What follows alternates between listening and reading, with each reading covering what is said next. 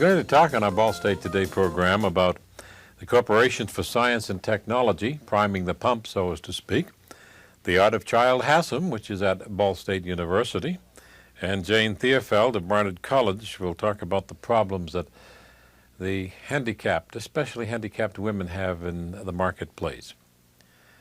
A good idea needs money to make it marketable. Corporation for Science and Technology primes the pump with seed money to help create industry and jobs for Indiana. Dr. John Hague, president of the Corporation for Science and Technology at Ball State, to address the Technology Interface Conference 3, talked with us about the CST program.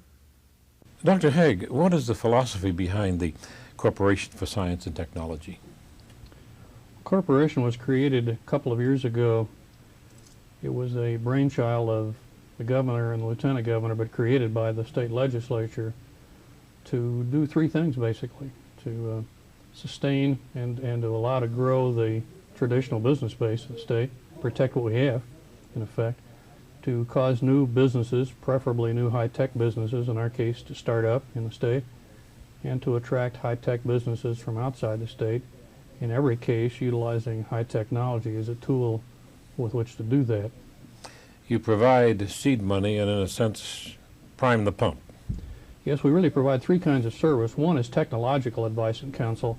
These days have very complicated technologies. It's very difficult for especially the medium and small size company to decide what to do and to avoid doing something wrong, because the correct technology applied in the wrong place could be fatal to a company that size. So that's important, we think. Secondly, financial and business advice and counseling, since it doesn't do much good to have a good idea if you can't be financially viable in the marketplace and stay alive. And then third, the area you mentioned, which is interim funding to the level of about $10 million a year invested in the state's universities and in the businesses in the state. And that money is the best way to describe that. It's the mortar between the gleam in your eye when you have an idea and your ability to attract more traditional types of funding, banks, venture capitalists, borrowing from your aunt or your uncle or from whomever, or from selling more stock in your own company. We provide the funding to complete the research to allow you to demonstrate to those people that you do have a good idea and that they should fund you. So we're able to start programs that wouldn't start without that money. Would that idea, can it originate with an individual who's not associated with a company in any way? Oh my, yes. Mm-hmm. We deal a great deal with entrepreneurs, with people who are interested in starting businesses, with medium and small businesses who want to field a new product line but can't convince anybody that it would work because it's a new technology and people don't understand it very well. We're happy to work with groups of companies that want to have joint ventures, or an entrepreneur who wants to link up with the university to have the university help complete that research, or virtually any combination. The key is the quality of the idea and the ability of that idea to, in the future, create jobs for generations to come in the state. The origination of your funds, federal, state, or private, or a combination? Initially, the funds are all state funds at the level of $10 million per year.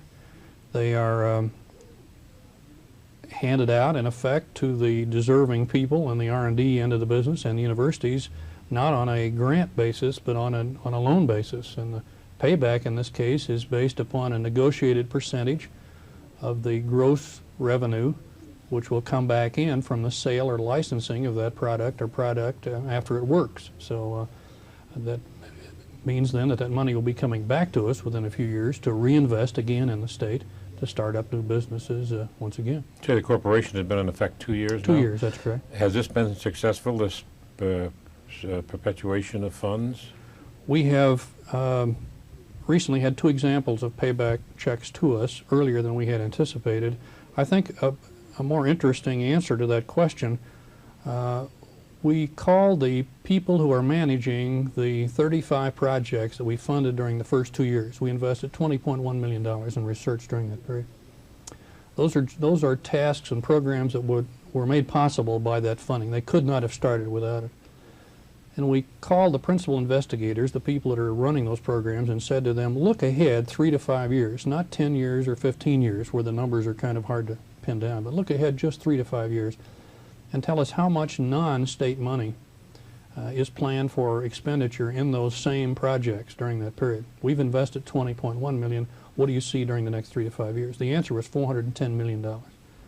So we see a great deal of leveraging of those funds and action really starting in all of those areas of research, and we're very, very pleased at that. That's a much higher percentage than we had expected, especially at this early day. You mentioned briefly universities. What role can Indiana universities play, such as Ball State University, in this program? Well, I just addressed the Technology Interface 3 program at Ball State this morning. It's the reason I'm in Muncie at the moment. And I pointed out in that meeting this morning that the universities are the linchpin for this whole program. The roster of universities that this state has is the envy of most every other state in the union. And with the technology demands that these companies have, we try to hook them up very closely with research being done in the university or with consulting available in the university. So without the roster of universities we have in the state, this program wouldn't work this well. Very important to you. Extremely important. I can't, we, for example, field 13 committees in targeted technologies, biotechnology, microelectronics, medical technology, and what have you. And those committees are populated probably about a third by the finest minds in the state in those universities in each of those targeted technologies, and we're just euphoric at the resources we have here in the state to do. And as I mentioned again this morning in this meeting, the busier these people are, these are all volunteers, about 500 of them, 485 of them, and the busier they are, the harder they work for this program. And we don't understand that, but we love it. I found the list of some of the products and ideas that you've funded very interesting. For example, that little company in North Webster, Indiana, for the testing, yes, alcohol and drugs. Well, they have a product on the market now that's Chemelec on the south edge of North Webster. They have a product line now which is they call it a dipstick, a little stick which is inserted in the mouth and pulled out to check for alcohol. And certainly that's of interest to the armed forces and the law enforcement people, but more important, we believe, to the emergency rooms of hospitals. When someone comes in a comatose state, they don't know really what's happened to them. They came to us suggesting they didn't have enough money to do this, but they had an idea to extend that stick capability to cocaine and marijuana. So when someone came into the emergency room in that case, or into the doctor's office comatose, you would have a good feeling for what had caused the trouble.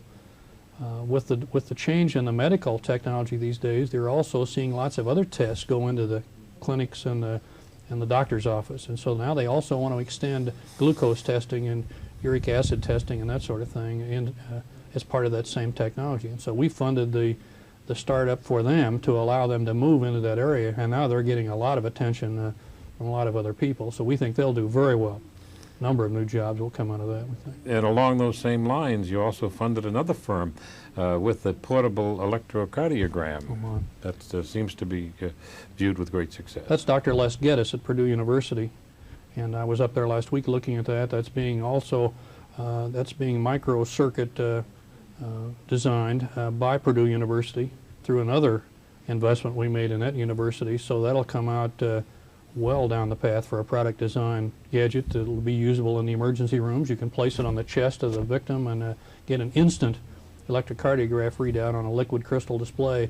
The gadget's about the size of a playing card. This could even be done by an emergency medical service in the Oh home. my, yes. We think the market for that will be very, very large. What are some of the other fundings?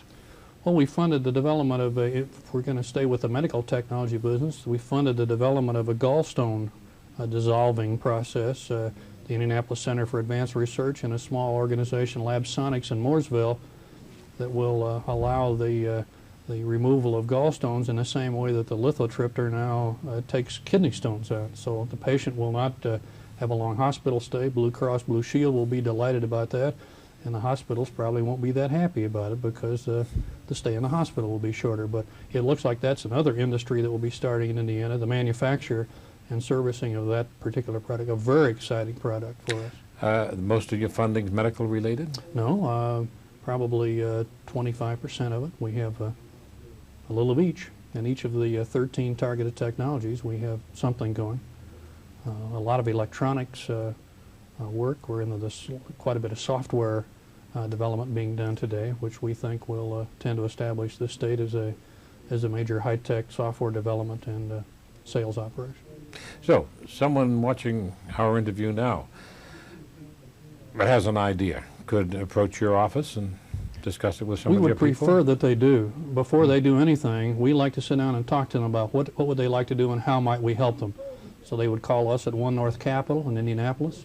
That's area code 317-635-3058, or come and see us. We're right across the street from the State House, and we would be delighted to talk to them about any ideas they might have regarding programs that could yield jobs for generations to come in the state. Our thanks to Dr. John Hague, President of the Corporation for Science and Technology, for talking to us about their interesting program. The art of Childe Hassam is well liked in Indiana. Considered one of the modern American masters, his paintings hang in galleries and private homes throughout the state. In celebration of the Ball State University Art Gallery's 50th anniversary, a 68-piece exhibition of Childe Hassam in Indiana has been assembled to celebrate the event. Gallery Director Alain G talks with us about the exhibit that will be up through December the 8th. Mr. Joyaux, would this be considered one of the major exhibitions of Childe Hassam's works? Yes and no. It is certainly a major exhibition for our state and for our community, but it's an exhibition which is very specific in nature. It looks at Childe Hassam in Indiana public collections. So we have a limited group of works to draw from, and of course it is thus a very different exhibition than it would be had we simply said Childe Hassam in the world and gone out worldwide and borrowed whichever paintings might be available. Even though limited in scope, it is still impressive in respect to the quality of the paintings that are in the exhibit. There's a very nice group of very high-quality paintings. The exhibition includes 13 works on canvas in oil, and it is very much a representative group of his life's work, from early paintings through late paintings, and some exceptionally good paintings. And then it also includes works on paper, including about 50 prints broken up between etchings, dry points, and lithographs. What was considered the best period of his work? People still argue about that. I mean, I don't think in any artist's work art historians have ever been able to come to terms with what are the best. But recent scholarship, I think, is leaning more towards the early paintings, the paintings of the 1890s, where he was still very much an Impressionist painter, but Impressionism was still a fresh idea. The interest in Childe Hassam in Muncie began early. Yes. Muncie and I think also Richmond, Indiana, and Indianapolis all started their art movements right around the turn of the century. And as these facilities or groups developed, one of the first things they looked at was what exhibitions can we do, what exhibitions can we bring to our communities which will be representative of American art today.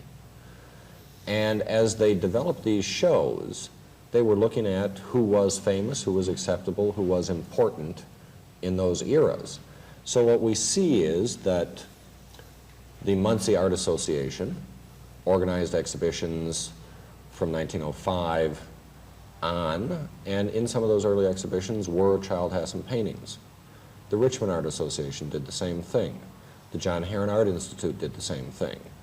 And luckily, our state was able to acquire a number of these. Each of these respective institutions had the foresight to make some of those acquisitions very early. What was the first Hassam purchased by the Muncie Art Association? The first Hassam purchased here in Muncie was a piece, a fairly small oil on canvas, entitled Entrance to the Siren's Grotto, Isle of Shoals. Tell us about the painting, its quality and where it stands in his range of work. It's a very nice painting. It's a very typically Impressionist painting. It's a painting which was executed after his third trip to Europe, and that trip was a way for Hassam to sort of reacquaint himself with Impressionism. And at that time he was looking at a later stage of Impressionism where the brushwork does become very small, very minute, very abbreviated, where the colors become very pure. And so he comes back to America after this time and really is refreshed in his outlook. he goes to the Isle of Shoals, which was a sort of resort community off the coast of Maine. And on one of those islands, an island entitled Appledore, he spent many of his summers, and he painted what was available to him as a landscape. Now, a lot of that was the sea and the rocks. Now, interestingly enough, in these compositions, he is not really interested in the sky. He is interested in the relationship, if you will, perhaps the harsh relationship of the rocks battered by the ocean. And so he paints a series of very colorful, very impressionist compositions using that idea. And the painting, which was acquired in Muncie, is, as I said, fairly small scale, was fairly quickly executed, and I think was intended as a means to think about ideas. He painted a large group of paintings of the same type, and then a very few of these were worked up subsequent to the fact into very large-scale finished compositions. Now, Hassam did not, as many artists, actually do studies, preparatory studies for specific paintings. But what he did was he would execute a group of related sketches, and then the sum total of the knowledge gained would be combined into a large-scale finished composition. In one of his fine finished compositions, and I assume would be considered an important work by the artist, is the Bridge at Old Lyme. Certainly. Hassam in 1903 went to Old Lyme, Connecticut, which was again a turn-of-the-century resort community. There was already a resident group of artists, and yet those artists were of a previous generation. They were, for the most part, headed by Henry Ward Ranger, and they represented more the tonalist outlook and were anti, if anything, Impressionism. When Hassam arrived, he changed that very quickly. There was an annual exhibition organized every year at the public library in Old Lyme, which showed work executed in Old Lyme by this group of resident artists. We actually have a quote from that first exhibition that Hassam participated in, and the painting he showed was Old Lyme Bridge. It's a painting that dates 1903, so it was executed shortly after he first arrived. And what we find is that the reviewer of this exhibition looks at the exhibition and sees that for the most part it is old hat, it is acceptable material, it is this tonalist school. And then he finds one bright spot in the exhibition, and that being the Old Lyme Bridge. In the years which follow, what we find happening in Old Lyme is that the entire art community changes. The tonalists leave or simply cease to be important. Hassam comes in, remains there a number of summers, and takes over, if you will, the Old Lyme school. And subsequent to that, it becomes a school of American Impressionism. Mr. Joyaux, the two paintings we've just mentioned are in the Ball State collection. There are other paintings at the Ball State Art Gallery that are either on permanent loan or owned by the gallery? Yes, there are 3 additional oils on canvas. The earliest is a painting entitled Montmartre. It was a painting that dates 1889 and was actually executed by Hassam in Paris. In the years between 1886 and 1889, he spent 3 years in a studio in Paris, and even though he did not technically study in Paris, as in briefly he took some classes, but he didn't spend that 3 years studying. He spent that 3 years looking at what was available to him, which was in fact a very large group of important Impressionist exhibitions in that period of time. And that's when we see Hassam become the Impressionist artist that he is. The next painting is a painting which is entitled The Goldfish Bowl. It's a fairly large, very nice composition, dates 1911. It's a painting done in his New York studio, and from a whole series of paintings entitled the New York Window Series, where he is always using an interior space, lit or lighted from a window, sometimes with shade, sometimes without, usually with figures in this interior. And so he's playing with the relationship of light filtering through a window, playing on the figure and playing on the interior space, and so it adds a nice contrast. Then the last painting in the collection is one entitled Kitty Hughes, dates 1911, and was a gift to the gallery by Mrs. Albert T. Beveridge.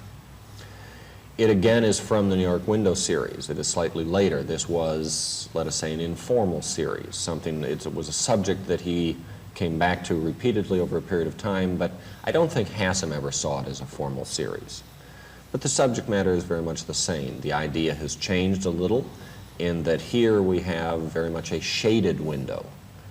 So the light is filtered to a larger extent. The room hence ends up much darker, and we see the light playing across literally just one side of the figure's face. How long will the exhibit be up? The exhibition will remain on view here at the Ball State University Art Gallery through December 6. It will then travel to Miami University's Art Gallery in Oxford, Ohio, where it will open in mid-January and run through mid-March. Jane Thierfeld of Barnard College has researched the problems that handicapped women face in the marketplace. She shared the results of that research from Access to Equity, the title of her talk, with her Ball State audience. Ms. Thierfeld, what are some of the problems handicapped women have in the marketplace?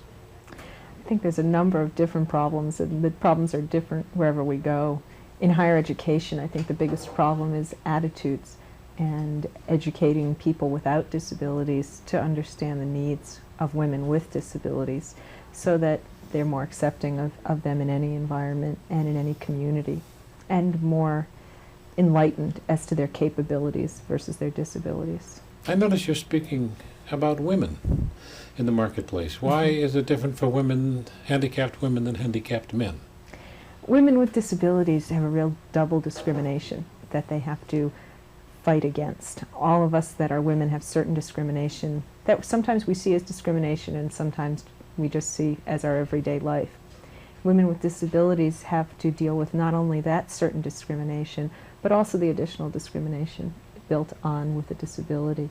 And by that I mean a lot of times people don't really understand that because if I were to use a wheelchair, or if I may use sign language instead of oral speech, that I'm still as much or as capable a person as I am right now. It's just a difference of the way I might communicate or the way I might be mobile around town. And to be accepted in that environment is very difficult. Well, what are some, detail some of the discriminations? Let's say in the job market, it's, let's say I were a woman who was blind. For me to go into an employer and say to them, I'm very capable of being, let's say, an accountant in your firm. The first thing a person might say is, well, we have a staff of 5 men and we have no women on our staff. How would you be able to fit in as a woman? And then the next thing that's going to come into their mind is, what do I do with this woman who is blind besides? How can she possibly add up numbers? How can she possibly deal with the environment? How is she going to navigate around the office? Oftentimes, as non-disabled people, we make judgments about people, and especially women with disabilities, instead of finding out what their capabilities really are and saying to them, well, how would you do this job? How do you add a column of numbers when you can't see them? What kind of accommodations would you need to help you in this environment? It's both discriminations that make it more difficult. Employers are reluctant to ask these questions? I think employers, but also just people in general. How many times have we all seen a person in a wheelchair pushing by us when we're walking around town, and instead of saying to that person, can I give you a push, or can I open that door, we might go through a lot of things in our mind that we would like to be able to say, but we're so uncomfortable in how to say them that we just totally neglect it, then walk by and say, I wish I had done something. It's a difficult situation for anyone, and I don't say it's easy, but I think we all have to work at it a little bit. And the disabled person has to work at the way that they project themselves also to help educate the non-disabled community. What percentage of disabled women as opposed to men enter the job market? Very, very few.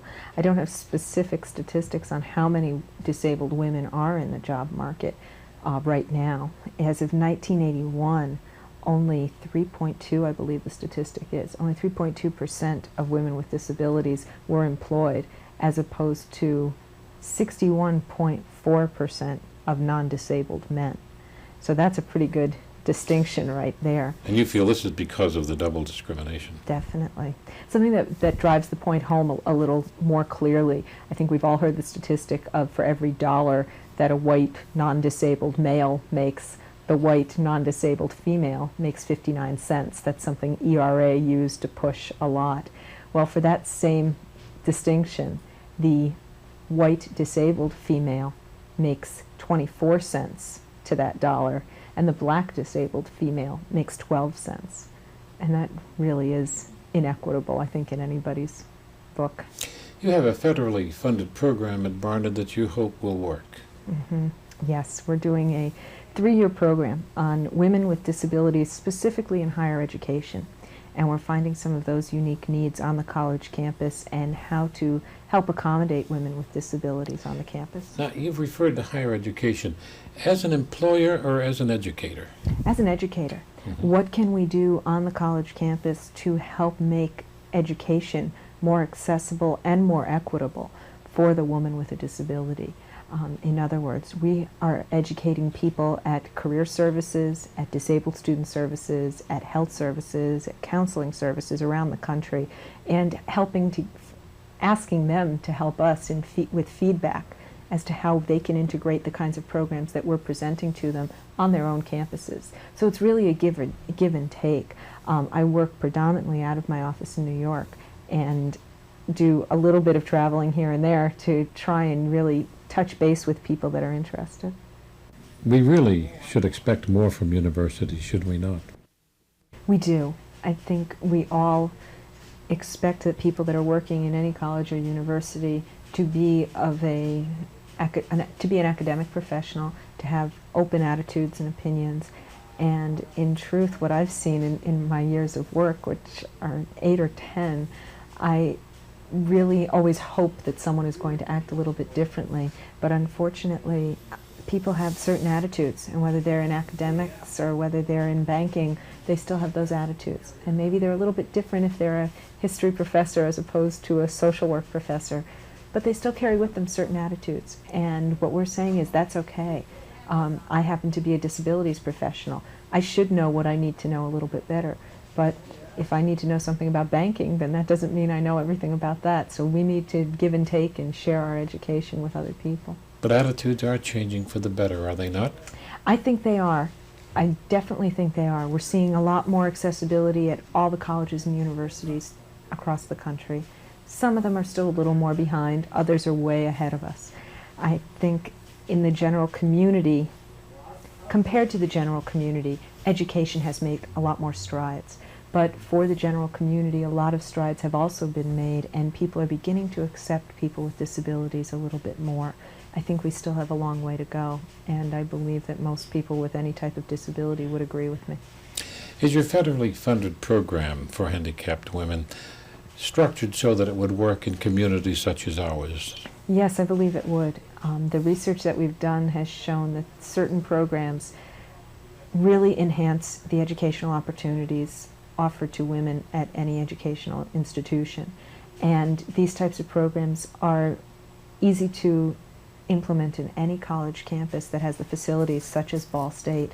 And what we've done this morning and we'll do again this afternoon is speak with a lot of different administrators about recommending certain things that you do specifically on your campus, and hopefully I'll be able to help out in some way.